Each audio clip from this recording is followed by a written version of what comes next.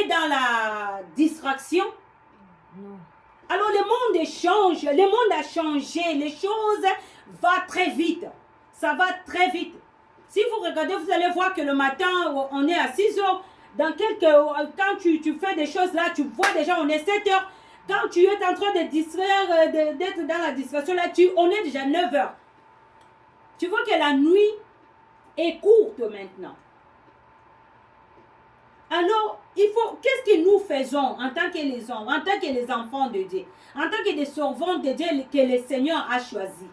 Qu'est-ce que nous faisons? Est-ce que nous faisons des prières de supplication pour que le Seigneur puisse changer les décrets qui est déjà écrit, que l'ennemi a déjà mis en place?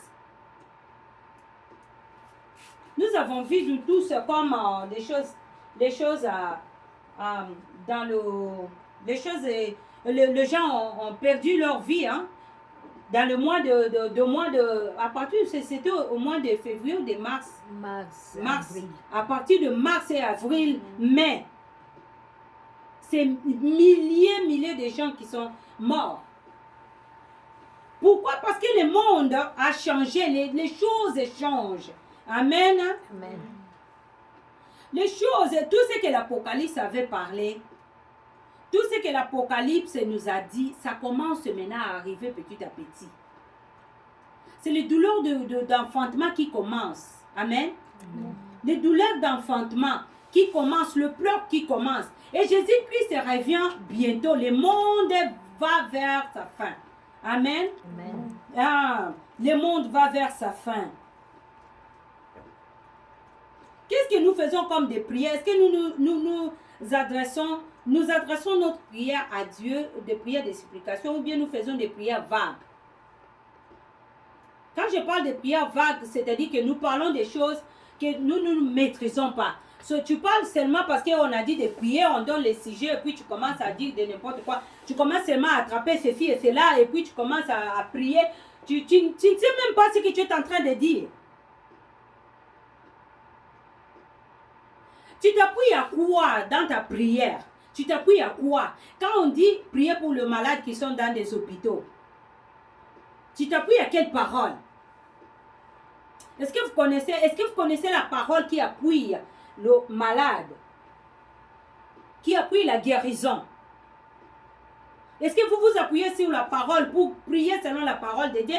Ou bien vous priez seulement vaguement, Seigneur, guéris ceux qui est malade, Seigneur, regarde-les, ils n'ont même pas le courage de parler. Seigneur, tu vois, les malades ils n'arrivent même pas à respirer. Seigneur, pense à eux. Est-ce que tu t'appuies à quoi? Tu t'appuies à quoi finalement? Faire des prières, des supplications afin que les décrets changent. C'est que le monde, c'est que l'ennemi a préparé puisse changer. Amen. Amen. Alors nous allons lire Luc.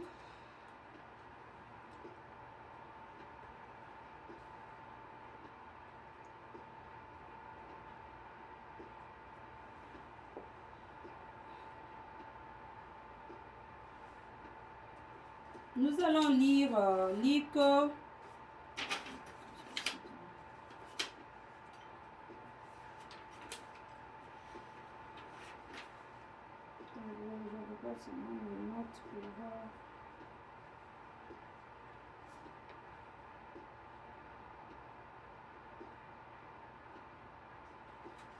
Nous allons lire Luc 21 en 36.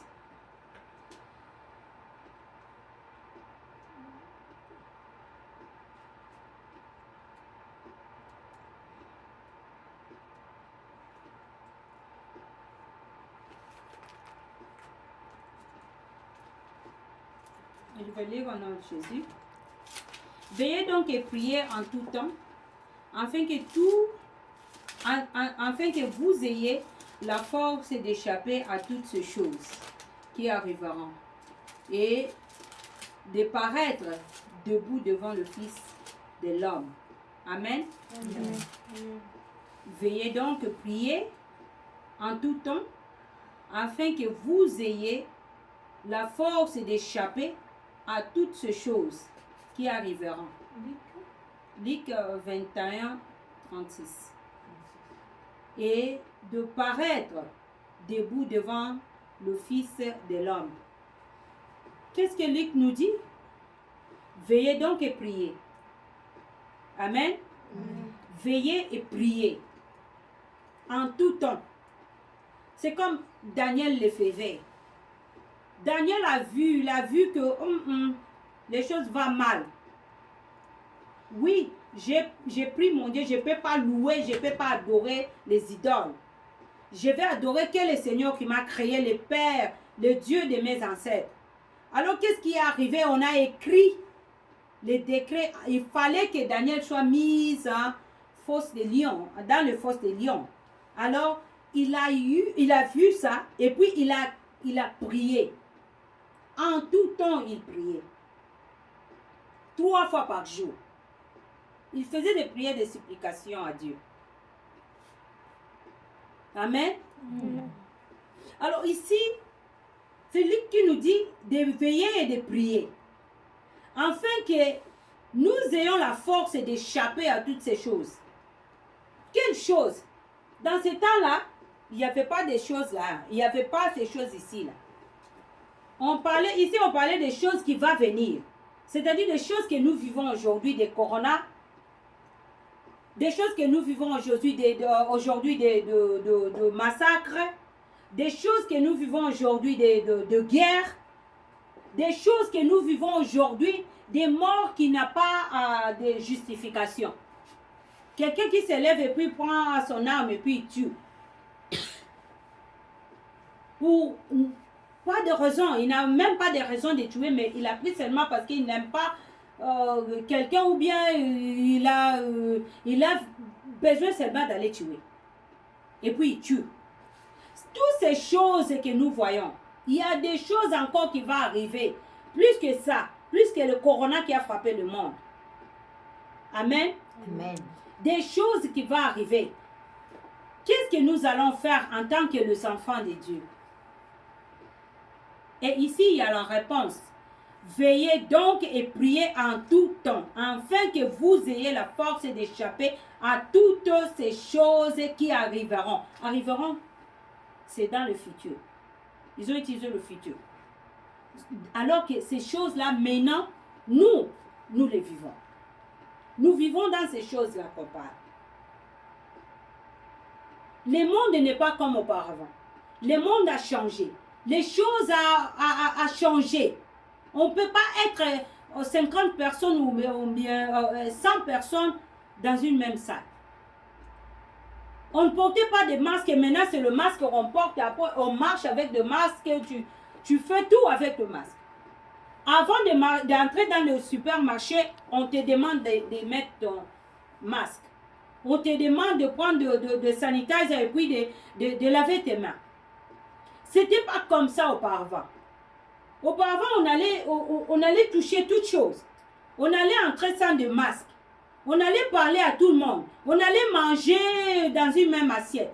Mais maintenant, ce n'est pas la même chose. Les choses ont changé. Amen. You know what? Okay. And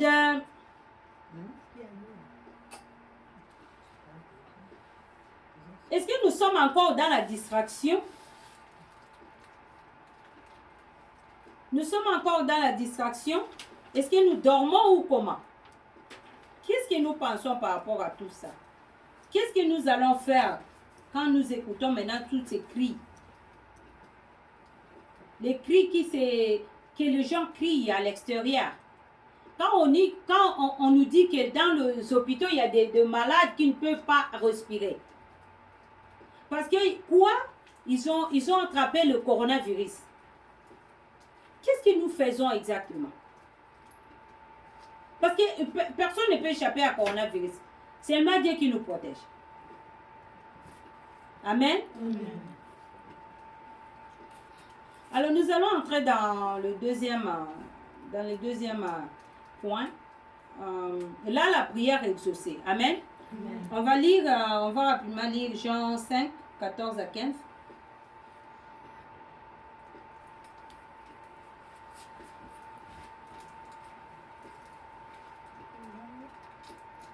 5.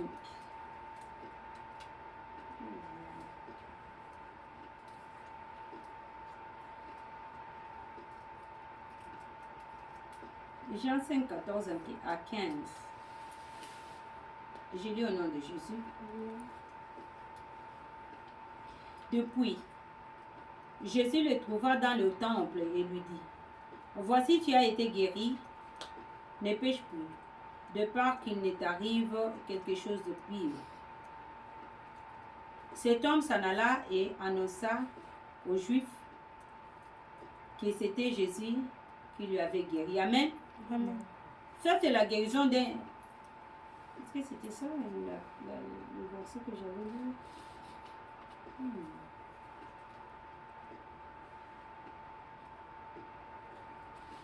Depuis, Jésus le trouva dans le temple et lui dit, voici tu as été guéri, ne pêche plus, de peur qu'il ne t'arrive quelque chose de pire.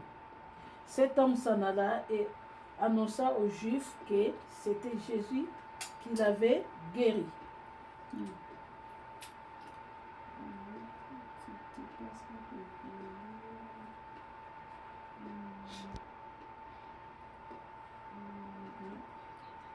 Bon, je vais parler des... C'était pas vraiment ça que je voulais dire. Mais je vais bien aimer à... Dieu exauce la prière. Je voulais parler de figure. C'est ça le verset que j'avais pris. Alors, j'ai un peu compris si j'ai lu quelque chose. J'ai écrit quelque chose d'autre. Alors, je voulais parler quand le disciple et Jésus-Christ se revenaient de l'air trip. Ils sont partis pour la première fois et Jésus voulait manger le figue. Et il n'y avait pas de figue. Jésus a maudit le figuier et quand ils sont rentrés, ils sont passés par la même chemin et le figuier a séché. Et les disciples, quand ils ont vu ça, ils étaient étonnés de voir que le figuier était séché. Alors, Jésus leur dit que si vous avez la foi, vous pouvez dire à cette montagne de se déplacer, d'aller se jeter de l'autre côté et ça va se faire. Amen. Alors, donc je parle là de la prière. Je parle là de la prière exaucée. Amen. Là, Jésus il le parle, il lui dit comment faire la prière et comment la prière peut être exaucée. Amen. Alors, selon ce que le Seigneur avait fait à la figure, oui. Et les disciples étaient étonnés. Comment se fait-il que ça ce n'est pas même la saison de fruits. Et le figuier ne pouvait pas produire de fruits. Mais le Seigneur voulait justement montrer seulement que ce soit la saison ou pas, lui, il faut que le figuier produise des fruits. C'est ça. Donc, on nous parle de nous, là, de nous. Donc, dans les saisons ou pas, il faut qu'on prie pour produire des fruits dans notre prière. Pour que notre prière soit exaucée, il faut qu'on ajoute la foi. Amen. Amen. Il faut qu'on ajoute la foi. Quand on a la foi, notre prière va être exaucée. Alors, ça va être exaucé comment? On va prier selon la Bible. On prie selon la Bible ou encore selon la parole de Dieu. Nous aurons la réponse à ce que nous demandons quand nous avons la foi. Amen. Quand nous avons la foi, nous pouvons demander quelque chose. Nous pouvons dire de demander tout. Et tout va être... Et nous allons recevoir tout ce que nous allons demander. Amen. Amen.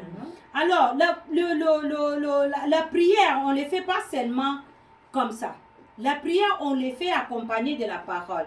La prière, on le fait par rapport à la parole de Dieu. C'est-à-dire que tu lis le verset et puis tu vois cette verset-là, tu utilises cette verset-là par rapport à ce que tu veux demander. C'est-à-dire que tu demandes quelque chose, tu veux un mariage, tu cherches des versets bibliques qui parlent des mariages. Comment les gens, les versets qui soutiennent le mariage. Alors tu pries, tu prends ces versets-là, tu ajoutes à ta prière et maintenant tu pries selon le verset que tu as lu. Et c'est là où la prière, votre prière va être exaucée. Tu lis selon la parole de Dieu. C'est là où ta prière va être exaucée. Amen. Amen.